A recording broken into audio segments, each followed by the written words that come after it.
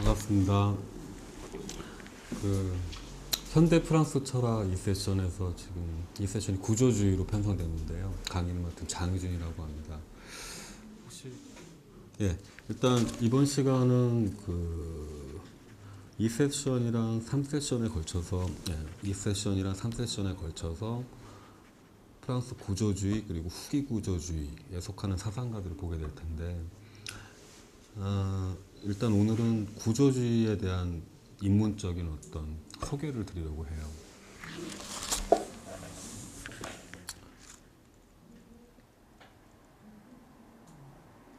그러니까 지금 사실 구조주의라는 이름은 많이 들어보셨을 거예요.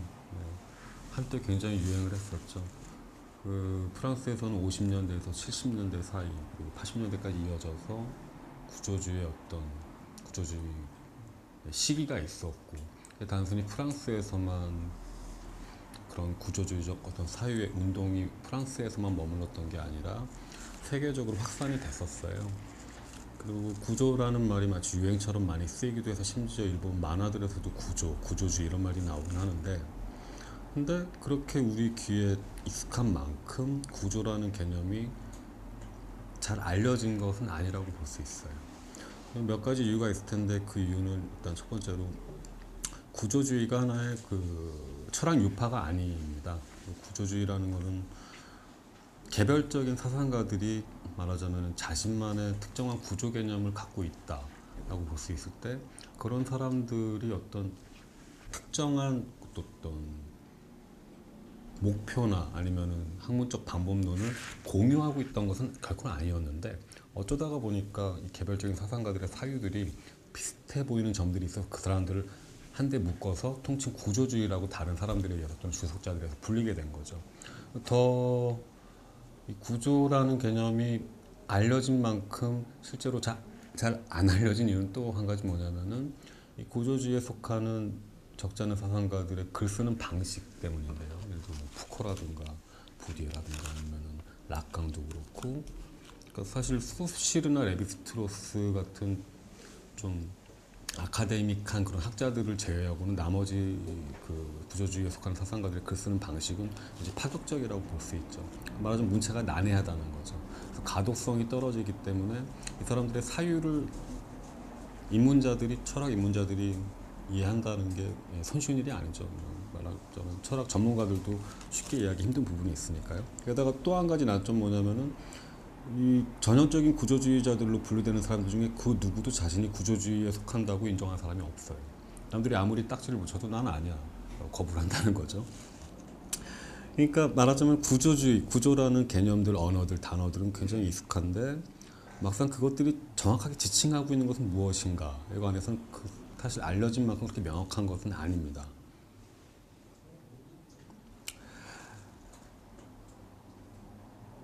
그럼에도 불구하고 이제 우리가 구조주의 사상가들을 살펴보면서 이 사람들의 사유에서 드러나는 어떤 그 사유들이 지시하고 있는 구조 개념의 어떤 공통된 분모들, 그런 것들을 그려보는 것은 나름대로 의미가 있겠죠. 그래서 대략적인 어떤 그 사람들이 공유하고 있을 만한 어떤 구조 개념을 오늘 소개시켜 드리려고 하는데요.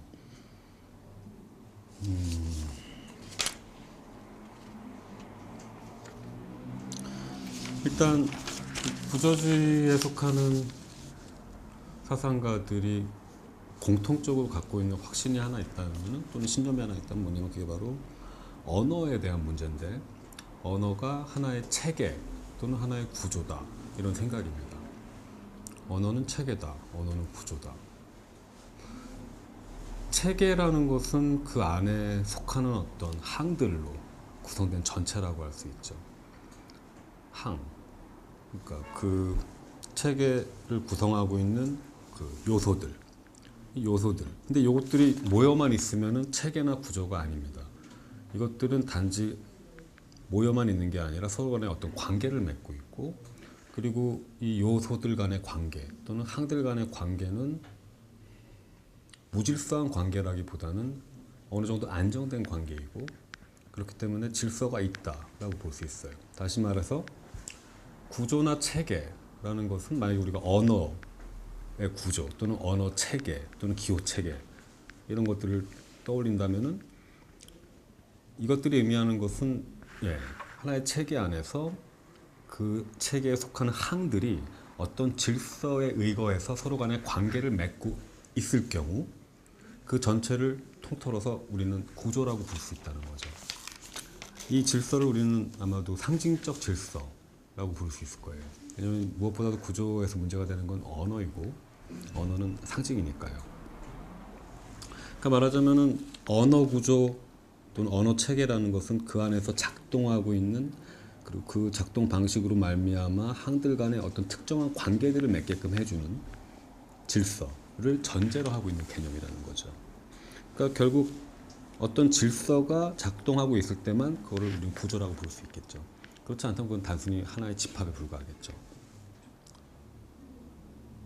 그러면은 이 질서가 그럼 무엇인가? 구조를 구조로 만들어주는 이 질서, 관계들 간의 관계를 아니 항들 간의 관계를 형성해주는 이 질서란 무엇인가 물어야 될 텐데 일단 언어에서 작동하고 있는 질서는 크게 보자면은 차이와 닮음이죠. 어떤 단어는 다른 단어와 닮을 수 있어요. 또 바로 그 단어는 또 다른 단어와는 완전히 다를 수도 있죠. 그러니까 하나의 단어는 다른 단어들과 닮거나 그러니까 비슷하거나 아니면 다른 관계를 맺게 돼요.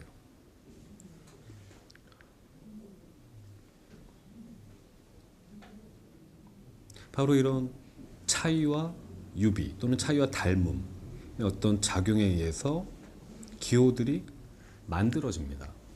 우리가 소시를 보면서 더 잘 알게 되겠지만 기호들이라는 것은 바로 이 차이와 닮음을 통해서 만들어지는 거예요. 그리고 물론 또 보게 되겠지만 그걸 만드는 거는 언어를 사용하는 개개인이 아니라 구조 안에서 자체적으로 그 질서를 통해서 만들어지는 거죠.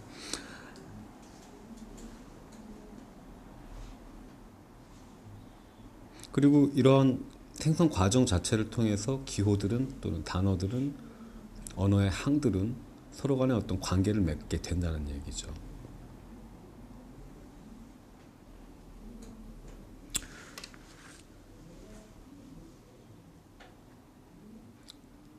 방금 언어가 구조이다 또는 체계이다 라고 말했는데 그건 이런 걸 뜻하기도 하죠. 언어가 구조라는 것은 하나의 단어는 그 자체로 의미를 하지 않는다라는 말과 마찬가지예요.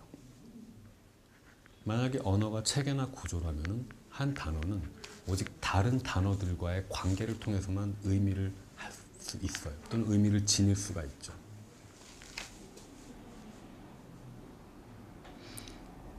그러니까 하나의 단어는 원래부터 그것의 다른 단어들로부터는 독립적인 어떤 의미가 주어져 있어서 그 의미가 붙어 있는 상태에서 실체적으로 스스로 의미하는 게 아니라 이미 언제나 다른 단어들과의 닮음과 차이 어떤 관계 속에서 갖게 되는 그 자리값, 그 차이값을 통해서 어떤 가치를 부여받고 그 가치를 통해서 의미가 확정되게 된다는 얘기죠.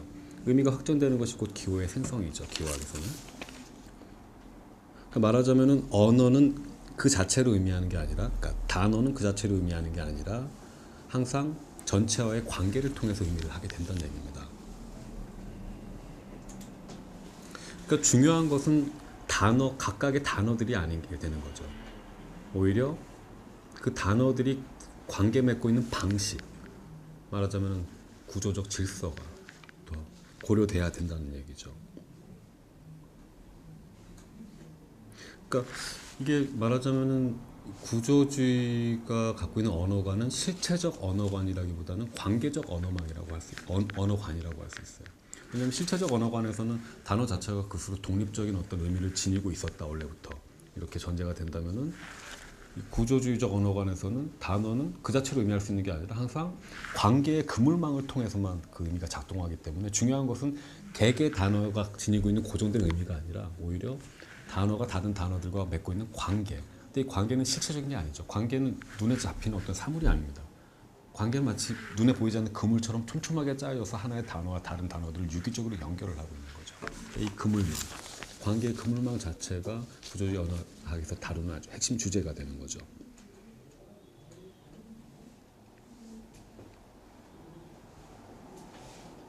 그럼 이렇게 언어를 구조라고 볼 때 또 단어의 의미에 있어서 변하는 것은 무엇인가? 예. 단어의 의미는 그 자체로 고정되어 있는 것이 아니라 만약에 언어 구조가 변화하면은 또는 언어 체계가 변화하면은 단어의 의미도 따라서 변하게 돼요. 왜? 체계가 변했다는 것은 그 단어가 다른 관계들과 맺고 있는 관계의 총합이 변했다는 얘기고, 그 관계가 변하면은 그 단어가 지닌 자리값도 변합니다. 그럼 의미가 달라져요. 외국어에서 한국어 예를 들어 나비에 해당하는 단어가 불어에서 빠삐용이죠. 근데 빠삐용 같은 경우에는 불어에서는 나방과 나비를 동시에 지칭해요. 하지만 한국어에서는 나방과 나비를 일상어에서 명확하게 구분하고 있죠.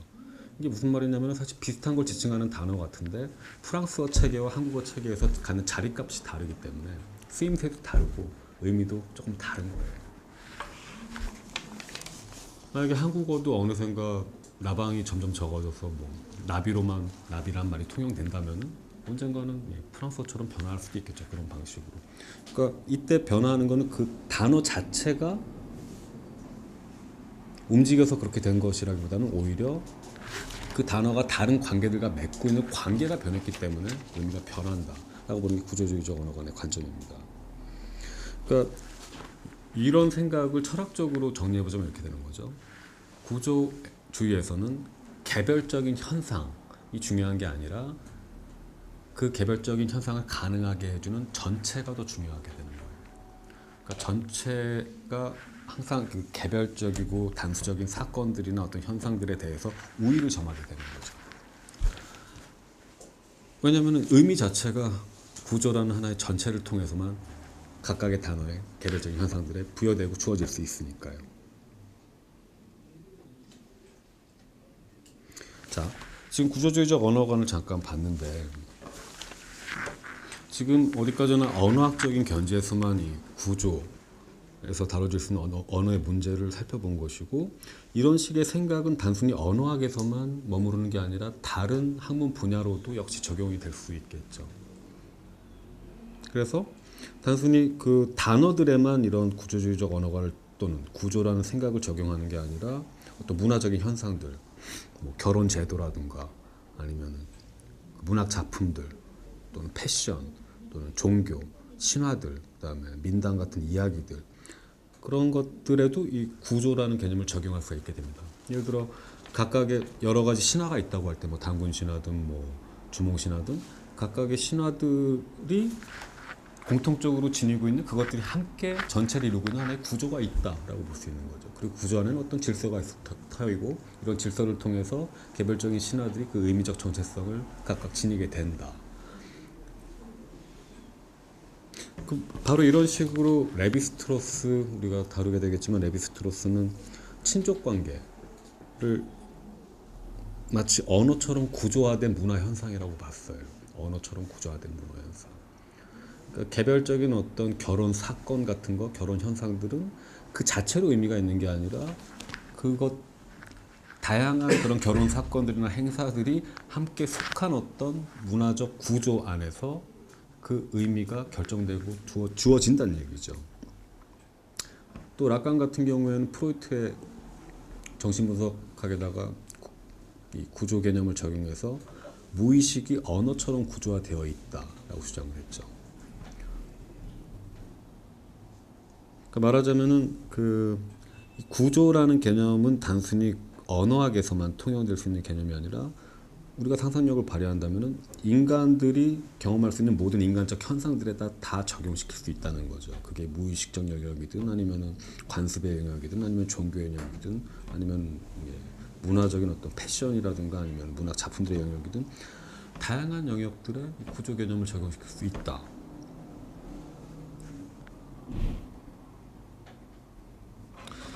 그 말은 곧 이 구조 개념이 언어학에서 발원된 이 구조 개념이 인문학적인 어떤 방법론 내지는 모델을 느슨하게나마 제공을 해줬다는 얘기고요. 그런 개방성을 지니고 있다는 얘기죠.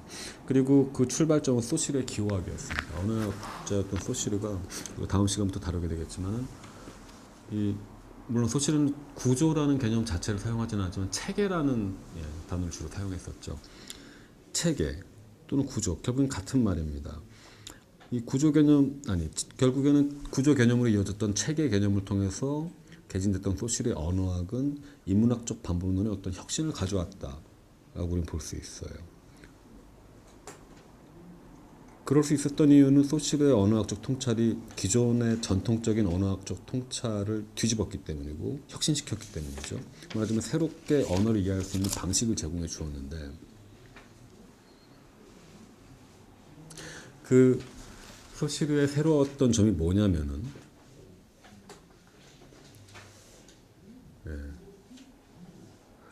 전에는 그렇게 생각을 했었어요. 만약에 하나의 단어가 있다, 예를 들어 나무라는 대상을 지칭하는 나무라는 단어가 있다. 이 나무라는 단어가 있다고 할 때, 이때 나무라는 대상이, 사물이 먼저 현실 속에 존재하고 그 다음에 나무라는 이름을 우리가 거기다 붙인 거다, 이런 식으로 생각을 했어요. 예를 들어 길이 있기 때문에 현실 속에 우리는 길이라는 단어를 고안해 내었다, 이런 방식, 이런 식으로 이해를 한다는 거죠. 근데 여기에는 함정이 있어요. 길이라는 이름이 붙기 전에는 그럼 무엇이 있었을까? 이름은 없었으니까 분명히 나중에 길이라는 단어에 해당할 만한 무언가가 있었겠죠. 그리고 전통적인 언어학자들은 그것에 대해서 우리가 비록 그것을 지칭해준 어떤 기호 내지는 이름을 갖고 있지는 않은 상태지만, 그럼에도 불구하고 그 길이라는 나중에 지칭될 그 대상에 상응하는 어떤 개념을 우리가 이미 갖고 있었다라고 상정을 했었어요. 말하자면 아직 나는 이게 뭔지 이름을 붙이진 않았지만 나중에 내가 길이라고 우리 이름 붙일 어떤 사태에 상응하는 어떤 것이다 라는 생각을 나도 모르게 은연중에 품고 있었다 정도로 본 거죠. 근데 소시르적 언어학은 이런 생각을 뒤집습니다. 아니다. 개념 같은 거 없었다는 거예요. 애초에 길이라는 단어가 언어 구조 안에서 생성됐기 때문에 그 순간 개념의 가능성도 열린 것이다, 이렇게 말한 겁니다. 이걸 달리 말하자면은, 만약에 길이라는 단어가 없었다면 우리가 길이라는 어떤 현상이나 사태를 경험할 수조차 없다는 얘기예요. 왜? 내가 언어 사용자인 나는 내가 사용하는 언어 체계나 언어 구조에 속하지 않은, 또는 그 안에 있지 않은 어떤 단어에 해당되는 사태에 대해서는 유의미한 경험을 할 수 없기 때문이죠. 경험이 의미 있기 위해서는 그 경험이 어떤 의미를 지녀야 할 텐데, 그 의미가 어디서 형성되느냐? 저 바깥에서 사물에 원래 붙어 있는 게 아니죠. 또는 내가 거기다 생각을 부여하는 게 아니란 말이에요. 오히려 언어 구조 안에서, 기호 체계 안에서 어떤 특정한 작동 방식을 통해서 만들어졌기 때문에 내가 비로소 길을 경험했을 때 그걸 길로서 인지하고, 아, 이게 길이구나, 이게 존재하는구나 라는 존재로서 판단마저도 할 수 있다는 얘기죠. 이 부분에 대해서는 조금 더 뒤에 설명을 드릴게요. 소시를 다룰 때는 더 자세하게 설명을 드리고요.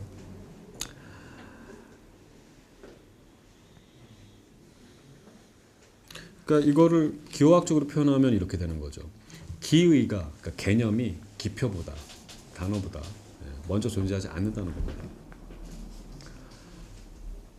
또 그렇기 때문에 기표라는 것은 단순히 기의 내지는 개념을 대신하는 어떤 도구적 지위를 갖는 게 아니라는 말이죠.